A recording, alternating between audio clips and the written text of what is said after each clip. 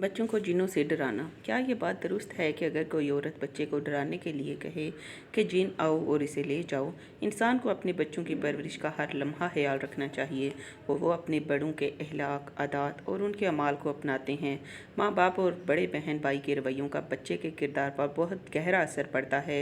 इसलिए इंसान को अपने आदत व अमाल और अक़वाल में शरई हदूदों को युद्ध का लिहाज रखना चाहिए और ऐसी बात नहीं करनी चाहिए जो बच्चे की नफ्सियात पर बुरा असर छोड़े। छोटे बच्चों को जिन्नों से डराना हराम है, क्योंकि इससे बच्चे के दिल में जिन्नों और शैतानों से खौफ पैदा होगा।